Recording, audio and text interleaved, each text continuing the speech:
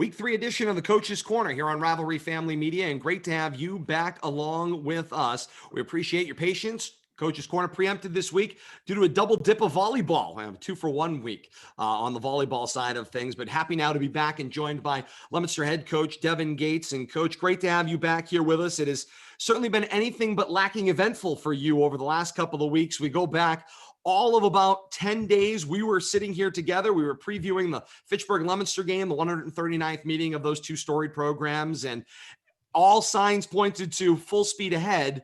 And then Tuesday morning hit, and the world changed once again dramatically, where COVID reared its ugly head, and your program had a positive test, resulting in, of course, that game having to be shut down, your team having to enter COVID protocols again this season, and then obviously having to cease all team activities until back again earlier this week. Give us a little bit of insight with obviously what you can publicly tell us just about what the experience was like. You were targeting obviously that 139th meeting. You were coming off of a tough week 1 loss, and everything's full speed ahead. And then all of a sudden it's like, nope, that's it. Can't do anything more this week. You got to stop. It's for player safety.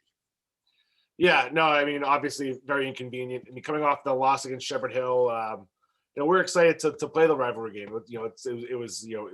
It helped us put the loss behind us and get ready for that. And to have this pop up, it was pretty demoralizing at the moment. And it was a tough end of the week. Watching everybody play on Friday was pretty tough for our guys. And but we came off of COVID protocols yesterday with those who had tested negative on their test during their testing window. Which was, the vast majority of the team. Guys were able to come back and get back to practice yesterday and today. And so we're just picking up where we left off and just trying to, create that normalcy, we have on the football practice field and get ready for Shrewsbury on short notice. Well, not short notice, but, a shorter practice week than normal, down by 1 day. Indeed. You had obviously, as this all kind of cropped up, you had an opportunity to communicate with the team as best you could from a socially distanced vantage point. When this started to happen, obviously you've got this interestingly delicate balance. You have the players obviously that tested positive and are dealing with an international pandemic and an episode of that. And then you have everybody else that's a part of the program and trying to navigate the emotion of that and navigating obviously the concern as it relates to their health. And then obviously you have players that are gritty and want to play, and want to play their sport despite everything else going on. What was your message to the team in the midst of everything going on last week? Well, I mean, it really could happen to anybody. This is a tough situation for, 15, 16, 17, 18-year-old kids to navigate. We talked at the beginning of the year that it's going to really take some sacrifice from guys, not doing maybe some of the stuff that they normally do and seeing family, seeing friends. And that's a tough thing to ask kids to do. People have been very careful and they've tried to be around the same circle of people but that doesn't always work out. So, our message was, again, this could happen to anybody. It's happening to other teams around the state right now in Central Mass as well. We got to deal with it. Complaining about it isn't going to change the situation at all. All we can do really is move forward, which has been the message for the last year or so, just from everything that we've dealt with. We're a resilient team. We've taken a lot of punches. And the kids know to bounce back. They're here for each other. They want to play games. They want to have fun. So it's really about going out there, playing Leominster football, having some fun doing it with the games that we get to play this spring. So it's really the approach that we took. It's, trying to create a little bit more levity in the air because it's tough. Kids were really upset, everybody, not just the kids who, tested negative that could still play, but all the kids, the kids that tested positive are also, they gotta hold on to that too. It's real heavy all around, and it really was good today to get back to, a full practice with everybody, everybody that was cleared to come back and run around and have some fun. Today's practice was pretty fun. I have to imagine that before the season started, and obviously there was the long delay in order to get to this spring point where you could play football again. I have to imagine as a coach and your coaching staff and just even among the players, in your head, there has to be a point where you gamed out what the scenario was going to be. What would happen if X, Y, and Z happened? Will we be able to get through from week 1 to week 6 without any kinds of issues, let alone gaming out in your mind an experience where, you have 2 experiences with a shutdown, one before the season formally begins, one when the season formally begins, where you've now had that happen to your team twice. There's the disruption, there's the health scare, then there's your head constantly feeling like it's on a swivel because you don't know where the next shoe is going to drop. What has it felt like? What has it felt like to be inside of that process and among your coaching staff and obviously among the players? Well, I mean, there's only so much you can control. So I've kind of, in dealing with this now for the last year, but obviously with football, since the end of February here, um,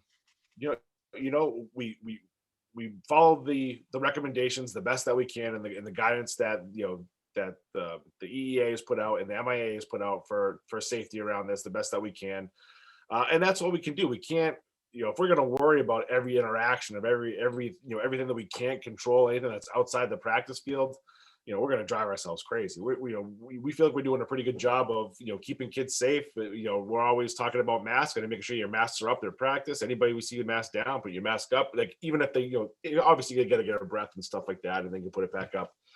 But we've been pretty careful, and it's just unfortunate. At this point, it's really, like I said, it's really just rolling with the punches. There's not much that we can do, and it gets discouraging when it does happen. But we as coaches and as administrators got to make sure that we follow our protocol, get the kids back when we can, and just kind of get back on the horse. You bring up an interesting point about the masks, although it's a small part of this overall process, and it's a one added thing that's part of the process. You're obviously wearing them as a coaching staff. You all played this sport. Have you given some thought to what that experience might feel like? I mean, I've got to imagine there's a certain amount of claustrophobia being inside of a football helmet to begin with, and now we're going to take away your ability to breathe out of your mouth, especially if you're gasping at some point in times in a drill or in a play or scrambling back into it. I mean, have you thought about what that chemistry is like, and have you heard from the players at all how that has affected them in any way, shape, or form? It's just awkward with they have the mouthpiece they have to deal with too with some of them. But it really hasn't been that big of a deal. Just from wearing it during a course of a play or during a course of a drill. The mask, when it rubs against the chin strap, sometimes it falls down. The kid's got to pull it back up. So I mean, there's obviously some discomfort and some annoying things that happen because just for the nature of how you have to wear your helmet, your mouthpiece. But the kids haven't complained. They've just the kids have been great. They haven't complained about it at all. They just whatever it takes to play, they're going to do, and they just kind of follow suit. So it's not the kids haven't complained about the protocols or anything that we have to do. They just really kind of taken it in stride. It's the coaches on our part, making sure that that's the stressful part, making sure that, we're taking care of everything that we need to. But the kids have been great. They really have. I know this debate has been going on since athletics restarted. And obviously, school, pretty much any other component in life other than, trying to navigate an international pandemic. There's the great debate, the elusive question. Is it all worth it, right? Is it something that is worth, the risk that's being taken? Is it worth the risk of conducting the athletics, conducting a sport like football? You've now had 2 experiences with shutting down, restarting. You've got frontline experience. In your opinion, is the process that you're going through and the risk that's being taken, is it all worth it in the grand scheme of things? I absolutely, in my eyes, it is. Even if that Shepherd Hill game is the only game that we end up, for some reason, whatever else happens for the rest of the spring, even if that ended up being the only game that we played, for those seniors to put on that uniform one more time to get out there together and play for it, that's really important. That's a lifetime of memories there, and to be able to at least put on the uniform as a senior to go out there and represent Leominster High School, represent Leominster football, and to play with each other, that alone I think is worth whatever protocols, whatever we had to go through or what we've gone through this spring. It's wherever we may have to go through again, down the road. It's worth it for our seniors. I fully believe so. And I have to imagine that there's a whole lot of spring athletes from last year's class of 2020 that would echo those sentiments, that would give anything to have been able to put their uniform on competitively, if even for one game. Absolutely. So I've tried to decide on my own here. Of course, the junior second guesser that I get to play as part of this role, in the broadcast experience. I've tried to decide timing wise. You're coming off of a 15-14 loss to Shepherd Hill. You were supposed to play Fitchburg. That clearly didn't happen because of the COVID protocols. And now you're coming into a week where you're going to play a Shrewsbury team that they in and of themselves, although it hasn't been COVID protocols, they're 0-2 and they're incredibly unhappy about where they stand. We'll get more into that in a bit. But timing wise, where this all fits, where you're coming back into things, I have to imagine in part, aside from the anxiety experience, there's a team that's fresh and is itching and is mangy and wants to play football desperately. So the timing of this, strangely, may have been really great, if not the ability to get back on the horse right away in that very next week. It certainly has got to have left the team that is very, very hungry wearing blue and white come Friday. Yeah, no, absolutely. We're hungry. And you never want to take that many days off from getting together and being in contact and stuff like that too. So yeah, while we're fresh, maybe physically, mentally, we need to get sharp real quick and understand what we're doing, what the game plan is, and be able to execute it. And our part as coaches is to do what we do best, and make sure that the kids are feeling confident with what they're going out with. I mean, I know I say this every week, but that's what especially in a short week like this, we need to make sure that we can go out there and execute, and know what we're looking for in terms of how to react, offensively. What are our keys? What are we looking for? How are they going to adjust, and what are our answers when they adjust? Defensively, what are their best plays? What do we got to take away? What do we think that they'll adjust? What will their adjustments be? And then having some answers for that. But we can't go over everything under the sun, or go into a game plan at the normal depth that we like to go into it, because of the time constraints that we have. And, on top of that, just the kind of mental fog, I want to say, the mental rustiness for being off of football for, even though we've communicated, we've done other stuff too, but not being on the football field together for a week. We definitely kind of have to get back into the swing of things there, which we did today. Tuesday was a little flat, as we could expect coming back off of that situation. But the guys really rallied today at practice, and like I said, we're just flying around having fun and playing Leominster football. And that's, I suppose, an uncomfortable feeling in a lot of ways, because it's not the way, like you said, under pre-COVID circumstances, there is a very regimented way that football teams prepare. Going into that week one, there's that uneasy feeling because you haven't laced it up in over a year and you're trying to figure out what new pieces are there. And so there is some of that unknown in week one, but usually shortly after week one, coaches have got a pretty good assessment on what's going to happen week to week to week. And then there is a very regimented time period. And of course, in your 2 years as head coach here in Leominster, you've navigated, we had the flies, the bugs in 2019, which modified the schedule on more than one occasion, switching games from Friday to Saturday, Saturday to Friday, earlier in the day, later in the day. I mean, and then you go into this, navigating an international pandemic, a year off, an extra 6 months, all of that plays into it. So I suppose it's been a pretty choppy existence as you've gone through this time period. And as a coach, you're craving, I'm assuming, that regimented nature. So how do you create regiment in a time period where you have essentially 2 practices, a walk through, a bus ride, and a football game? Yeah, we just go about business. Like we don't talk about it. We're not going to go and build in excuses about it. Like this is what we do. This is who we are. Let's get out there and go and do it, and make sure that the guys are feeling good about it. It's us talking, harping on a short week, harping on we don't have enough time to prepare or stuff like that. That's sowing the seeds of doubt into our players, and we know we're not going to do that. We're just, like I said, move forward and just handle what the day is going to bring to us. And then and that's so on a Wednesday, this is what we focus on, offensive, defensively, special teams wise. That's what we're going to do on Wednesday. On Thursday, this is what we do, offensive, defensively, special teams wise. That's what we're going to focus on tomorrow. And then we'll get into game day, and we'll get after it.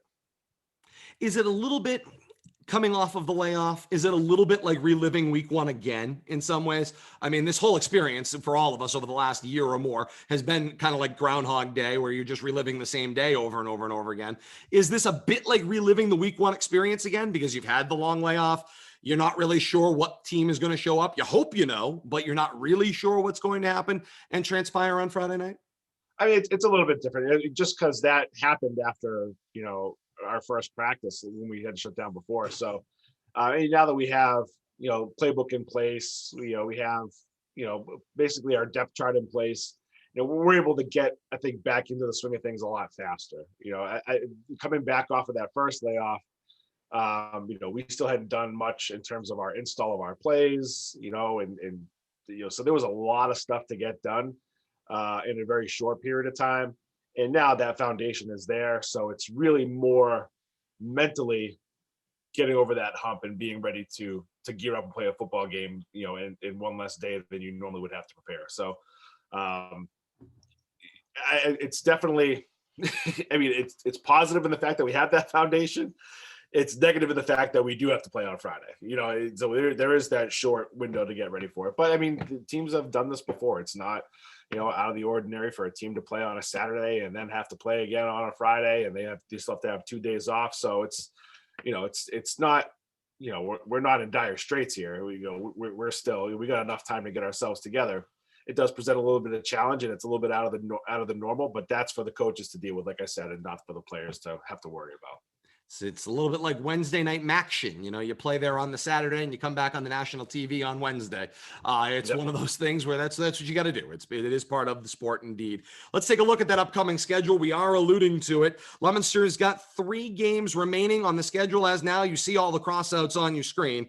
Of course, the Algonquin game scratched to allow the Fitchburg game to move into week 2. Now also scratched. More on that in a moment. But Shrewsbury and Wachusett, the next 2 games for Leominster, this Friday night, obviously with Shrewsbury, next Friday night with Wachusett, and then home against Doherty for what at the moment is Leominster's lone home game of this season. Coach, I wouldn't be doing my job, nor would I be helping the community to understand this better. I know among everybody involved in the planning, the coordination, and administering that Fitchburg-Leominster game, there is a lot of will to want to find a way to get that game back on the schedule in some capacity. To the community that's out there that is dying for those 2 teams to eventually get an opportunity to play each other, from where you're sitting right now, is it a possibility given everything that you're up against in a short window? I mean, I hope so. I really don't know. And then I'm kind of, letting Coach Palazzi, Dave Palazzi do what he does best and try to figure out a way if there's possible to do it. I have the luxury of not having to worry about that. I mean, obviously I want to play and the kids want to play and we want it to happen. But in the meantime, we got to prepare for what we got, ahead of us right now and be in the moment. And that's, they have the luxury to do that right now. But, boy, I'm hoping they find a way to make it happen. For our seniors, for our guys, for the guys at Fitchburg, for the communities, after, not playing during Thanksgiving and having, this layoff for this long, I think it's something special that could really happen for both communities.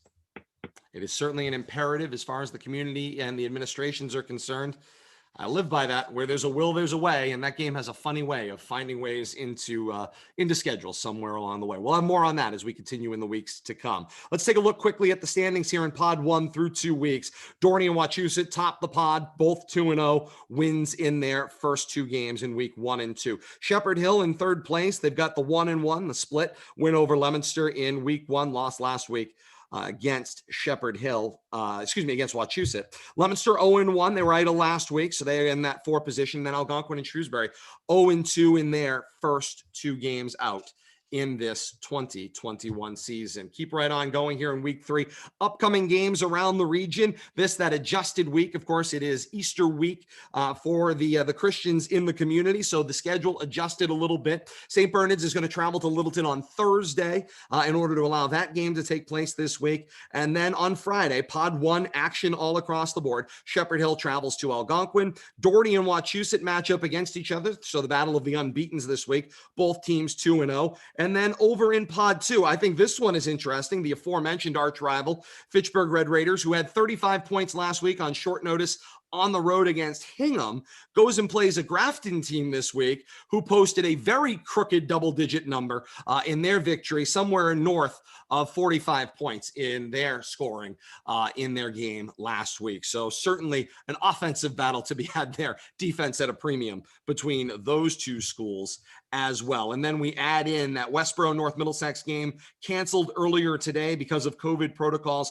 Westboro becomes the latest team, joining Clinton, Leominster, Groton, Dunstable, and St. John's, total of 5 communities here in Central Mass that have dealt with it. And we know North Middlesex is currently shopping for a football game. So between now and our broadcast and when the games transpire this week or weekend, North Middlesex will very likely find themselves an opponent, as there were multiple schools out there that were shopping for games, including Millis and Billerica and others that were looking for football games all across Massachusetts. But Coach, your game is decided and decidedly on the schedule. It's Shrewsbury and Leominster here in week 3 action. Always makes for a great game, going up to Adams Memorial Field at Central One Federal Credit Union Stadium. Yep, say that one 3 times fast. It is the old field behind the high school at that brand new building, up on top of the hill, looking out over the city of Worcester and the town of Shrewsbury there. And Shrewsbury is an interesting team. They've had an interesting experience in 2021. They've played the top 2 teams in this pod, and they've lost now twice. So they find themselves 0-2. And I know Coach Aloisi's bunch not happy about where they find themselves at 0-2. So here we go. A battle of 2 teams who have had frustrating starts to this 2021 season, both lean, both hungry, and both going to collide with one another. This is desperately going to be a team of 2 schools who badly want to win at the end of week 3. Yeah, absolutely. I mean, Shrewsbury's played both schools tough. They played Wachusett tough and lost by, less than a score. And then they lost by a score to Doherty. And Doherty looked really good watching their film. But Shrewsbury is always a tough team. They play hungry. They have a bunch of guys up front with great motors. They're playing some young guys too, who are only going to get better each week. So we got to be prepared for what they're going to throw at us, because they're coming up. They're, like you said, they're going to be hungry. They're they're trying to salvage, or I shouldn't say salvage, but they're trying to, to get the best record that they can for their seniors and send them off all right too, just like we are. So it really, there's we're going to both sides are going to let everything all hang out this weekend. I think, it's, we've kind of felt this out and done this dance with COVID and kind of getting the spring going. And I feel like now, teams are really, coming into their own and really getting, putting their best foot forward. And I think we're going to get that from Shrewsbury this Friday. Certainly feels like in order to make this an overall, if you're going to position yourself for the ultimate goals, which is, like you said, maybe to have the best record for your seniors, or at least the best experience for your seniors between now and the end of the year, it certainly feels like if you're 0-1 and 0-2 going into week 3, this week feels really important to set the stage for everything to come after. Yeah, I think neither one of us have anything to lose. It's just going out there and playing the best football that we can. And see what happens, and that's what we're telling our guys. Like, you guys play this game because it's fun. So we're going to go out there and put the best product that we can on the field, but we want you guys to go out there and execute and have fun doing what you're doing. Coach Alois is a great coach. He's got a great staff, and they'll be ready. They kind of turned it on offensively in the second half against Doherty, and found something with a couple plays and a couple different backs. They have a pretty good rushing attack, with some of the different ball carriers that they have. And, defensively, they play a lot of guys, and they give you some problems up front, with the way that they align with some things and everything too. But, like I said, both squads have nothing to lose.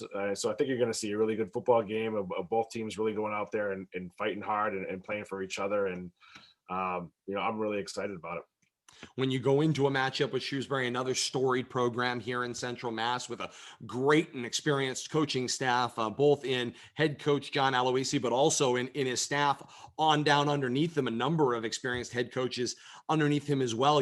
There's a depth of experience that's there. And there's also some strong Shrewsbury hallmarks that you see year in and year out. That includes, the strong use of the I formation, always solid quarterback play, an interesting balance usually of run pass. They have a quarterback that usually can throw the ball. They have a running game that can also dominate the game. I see some of that as well in the video for this week, and they're always smart on defense. So there's an interesting prescription that you're looking at across the field from you. What do you see in this matchup as you've looked at some of the video and you're trying to kind of plan how this thing is going to go? Well, I mean, for us, in terms of, our preparation, they do some things that are similar to Shepherd Hill in terms of, they've been really heavy run attack. The quarterback seems to be a pretty good player. They haven't asked him to do too much yet. Throw on some, unexpected downs or when they get backed up a little bit. He seems to be fairly accurate, a good athlete. But offensively, they're really going to try to establish the run, I think, and try to do the same thing that Shepherd Hill did to us. Shrewsbury is always a really well coached, well disciplined team. They don't make a lot of mental mistakes, and I think they're going to try to keep themselves on the field, keep us off the field, limit our time of possession, and try to get some points on the board as they go, and make us make mistakes. And that's one thing our guys can't do, and that's why it's important for us to play with a loose confidence and, not be uptight, not worried about the situation that we're in. Just go out there and play the game that you guys know how to play. It's late enough in the week now. I feel like I can ask you the question that I would traditionally ask you on the field on Friday nights. And that is key. What is the key to victory in your mind for your team matching up against Shrewsbury on Friday night?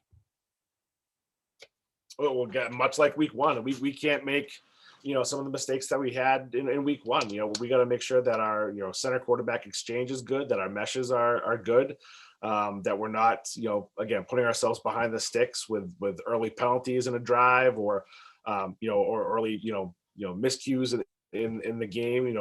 We can't be first and 15, second and 15. Those things are drive killers for us, and that's just not going to bode well for us in terms of getting a rhythm, moving the football. Obviously, shutting down their run game, or slowing it down at least defensively. We got to make them, we got to put them in some uncomfortable situations, put them in some third and longs, make them punt the football. The punting for them seems to be, there's been some low snaps, there's been some high snaps. It kind of seems like, they're still trying to feel that process out a little bit. So to make them kind of, do some things that they don't want to do, always have confidence in our defense with Coach Murphy and, the coaches who are helping out on defense as well too. They're always well prepared. And, and they've played a real physical team in Shepherd Hill. Shrewsbury is going to be physical too, but it's not something that we feel we haven't seen yet either. So, I think that, and obviously for the cliche answer, the turnovers are going to be a big part of it, right? We got to make sure that we're limiting ours and capitalizing on opportunities when we have them. There's never enough time under normal circumstances to work on special teams. I can't imagine that there's enough time under these circumstances at this point in a shortened, modified, and condensed season as well. Leominster High School head coach Devin Gates, thank you as always. Leominster and Shrewsbury, Blue Devils are back. They are cleared, and they will be in action on Friday night. Game is at Adams Memorial Field at Central One Federal Credit Union Stadium. I got it. I'm only going to get through that another full day as we go through this process as well. On Friday night, 7 o'clock the kickoff for Leominster and Shrewsbury in that matchup. Coverage available on the K-Zone beginning at 6:20, a new expanded edition of Countdown to Kickoff. Countdown to Kickoff has outgrown a half hour before the game. It's now 40 minutes before game time on Friday night. So 20 minutes past 6 on the radio, AM 1280, 105.3 FM, WPKZstream.com for those of you outside of the area and outside of the traditional radio signal. Our partners at Leominster TV will be there with the video and play-by-play simulcast as well. Comcast Channel 9, Verizon Channel 32, Leominster.tv for the online live stream with video and audio play-by-play on that one. And as always, more Coach's Corner comes your way once again on Monday night, back in its traditional time slot. We'll be there 8 o'clock Monday night right here, facebook.com/media Rivalry, because if it's Monday, it is absolutely, without a doubt, the Coach's Corner here on Rivalry Family Media. Leominster High School head coach Devin Gates, best of luck this week. Back with us again next week. And we thank all of you so very much for being a part of another edition of the Coach's Corner. Until next week, so long, everybody.